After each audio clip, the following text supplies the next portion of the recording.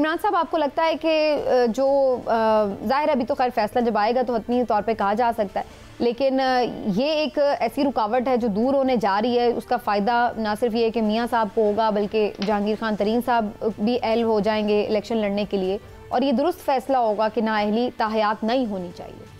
देखिए समीना, मैं तो ज़ाती तौर पे ये समझता हूँ कि बिल्कुल नाअहली जो है ताहयात नहीं होनी चाहिए। उसकी बुनियादी वजह ये है कि अगर आप किसी को सज़ा देते हैं किसी जुर्म की, तो वो सज़ा काटे और उसके बाद देखें कत्ल अगर होता है तो अगर आप उसको फांसी नहीं देते, उम्र कैद की सज़ा देते हैं, तो वो भी उम्र कैद काट के वापस आ जाता है। आप ये नहीं कहते, उम्र कैद का मतलब हरगिज़ ये नहीं है कि उसने अब अपने मर्जी तक जेल में रहना। लेकिन ये ज़रूर है कि जो मामलात हैं उसमें कानून के मुताबिक फ़ैसले होने चाहिए। देखिए, हम हमेशा ये कहते हैं कि इंसाफ होना नहीं चाहिए, बल्कि इंसाफ होता नज़र भी आना चाहिए। ये जो सोसाइटी में ये तासुर कायम होता है कि जनाब मर्ज़ी से जिसको सज़ा दिलवानी हो, जिसको गेम से आउट करना हो, उसको आप सज़ा दे दें, किसी को फांसी लगा दें, किसी को आप नाअहल कर दें, किसी को बाहर भिजवा दें, किसी को जेल में डाल दें, किसी के ट्रायल भी जेल में हो जाए, और जिसको आपने पसंदीदा करार देना हो उसके लिए रावी पूरा चैन लिख दे।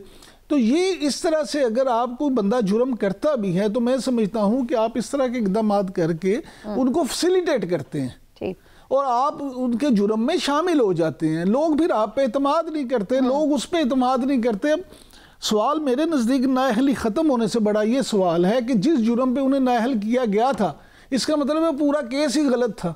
जज जब फैसले देते हैं सर, वो बहुत सारे उनके ठीक भी हो सकते हैं। नहीं, जज को ये मार्जिन नहीं होता कि वो गलत फैसला दे।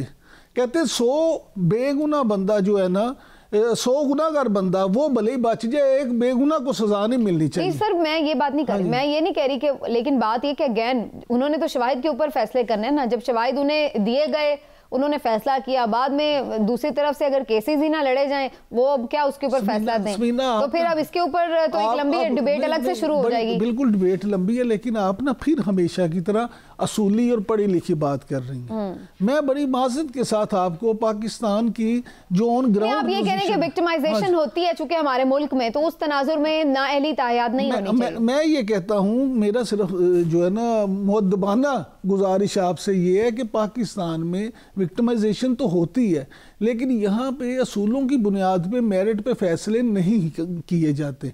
यहाँ पे पसंद नापसंद इशारों पे, टेलीफोन्स पे और उस तरह से भी मुकदमात के फैसले। चलिए चौधरी साहब, आपने भी सारी ये डिबेट देखी होगी क्योंकि इसकी तो लाइव टेलीकास्ट भी चलती रही है, तो इसमें एक दो नुक्ते बड़े इंपॉर्टेंट भी थे, जिस तरह से क्या आईनी तरमीम के यानी पार्लियामेंट अगर इसके ऊपर कानून साजी करती है 2/3 से, तो फिर तो बेशक एक तरमीम चेंज की जा सकती है आइन की, लेकिन उसके बगैर ही सादा अक्सरियत से क्या इस तरह का उसमें चेंज किया जा सकता है? उसूली तौर पर भले हम इसको ठीक ही मान लें, लेकिन क्या इसका तरीक़ाकार पे क्वेश्चन नहीं उठेगा? और इस पे बात भी हुई, तो आपके नज़दीक एक्सपेक्टेड फैसला क्या हो सकता है सुप्रीम कोर्ट का? देखिए, क्या एक्सपेक्टेड फैसला है उस पर तो मैं बिल्कुल ही बात करूंगा, क्योंकि सब जुडिस मैटर है और सुप्रीम कोर्ट जो जितनी हुई है तो वकीलों को भी कंटेम्प्ट एप्लीकेशन के नोटिस होते हैं, तो मैं तो उसमें बिल्कुल माजर चाहता हूँ। और आप जाएंगे, वो कहते हैं आपके नाम के साथ चौधरी क्यों लगा हुआ है?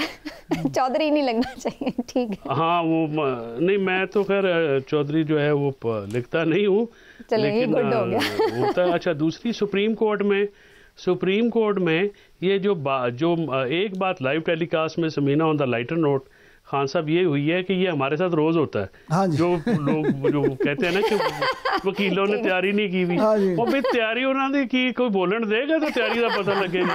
वहां पे तो MCQs होते हैं, ठा सवाल हो रहे हैं भाई, सुनते लें। मुझे याद आया, अल्लाह जन्नत नसीब करे, हफीज पीरजादा साहब के साथ एक दफा मैं बैठा हुआ, तो वो बड़े बड़े भी थे मेरे, उनके बुजुर्गों के साथ, मेरे बुजुर्गों के साथ उनके ताल्लुकात भी थे। तो मैंने कहा कि uncle, what is difference between your supreme court and this supreme court?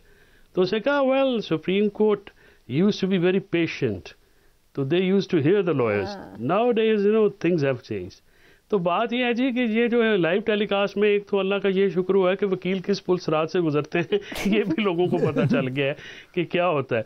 दूसरी बात ये देखें जी कि यहाँ पे ये 62-63 का जो मामला है, इसमें मेरी ओपिनियन समीना ये है कि ये जो 62-63 का मौजूदा सूरत है, जो मौजूदा कदोखाल है, ये बिल्कुल ना अखलाकी तौर पे हैं, ना कानूनी तौर पे दुरुस्त हैं, ना आइनी तौर पे दुरुस्त हैं। इनको ओरिजिनल पोजीशन पे वापस जाना चाहिए। इसमें मेरी राय बिल्कुल ओपन है। 184(3) के अगेंस्ट जो सोमोटो है उसके अगेंस्ट भी अपील होनी चाहिए।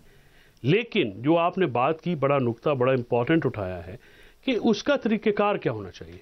उसका तरीक़ेकार आइन में अमेंडमेंट है, और अमेंडमेंट करके आप कह दें कि जी ये सबऑर्डिनेटेड लेजिस्लेशन भी आके करेगी। मौजूदा सूरत में जो आइन का एक स्ट्रक्चर है उसको प्रैक्टिस एंड प्रोसीजर एक्ट में भी, हालांकि उसमें काफ़ी अच्छी बातें भी हैं, प्रैक्टिस एंड प्रोसीजर एक्ट के ज़रिए भी आइन को अमेंड किया गया।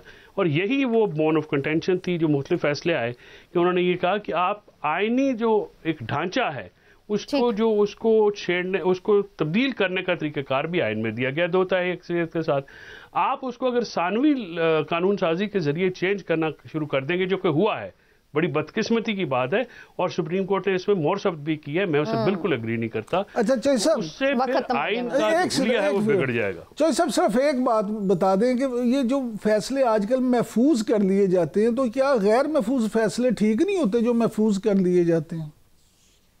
जब फैसला हो गया तो सुना क्यों? जजेस की आराम मुख्तलिफ होती है, लार्जर बेंच है मेरा ख्याल में, तो आई एक्सपेक्ट के डाइसेंटिंग व्यू आए ताकि ज्यादा लोगों को मुख्तलिफ जो है ना जावियों से चीजों को जांचने का। राइट, वारिस साहब आपकी तरफ आऊंगी, क्योंकि JUIF का भी ये एक मौक़िफ़ रहा है थ्रू आउट के इलेक्शन जो हैं वो डिले कर दिए जाएं। एक तो थ्रेट्स भी हैं, मौलाना फजल रहमान साहब ने भी इस पर प्रेस कॉन्फ्रेंस की, फिर उन्हें मौसम की शिद्दत का भी अंदाज़ा है कि बर्फ़बारी भी होती है, मुश्किलात होती हैं। तो आप लोगों ने भी आज इस करारदाद को सपोर्ट किया है जो सेनेट में मंजूर की गई है? बहुत शुक्रिया।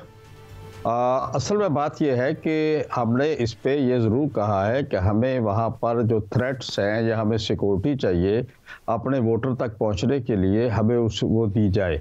हमने ये भी मौलाना साहब ने कहा है कि जी इस वक्त मौसमी हालात बहुत ख़राब हैं, इनको भी मद्देनज़र रखा जाए। तो ये ऐसे ही है जैसे दूसरी पार्टियां भी लेवल प्लेइंग फील्ड की बात करती हैं, तो हमारे वहाँ तो नेचुरल सूरत हाल है। आप देखिए ये दोनों चीज़ें आपके सामने हैं, और इस वक्त तक तो ये कि मौलाना साहब को भी थ्रेट लेटर जारी है, असद महमूद साहब को भी थ्रेट लेटर जारी है, फिर हमारे एक उम्मीदवार को परसों अटैक भी हुआ है। इलेक्शन डिले हो जाना चाहिए, इसका मतलब तो यही हुआ।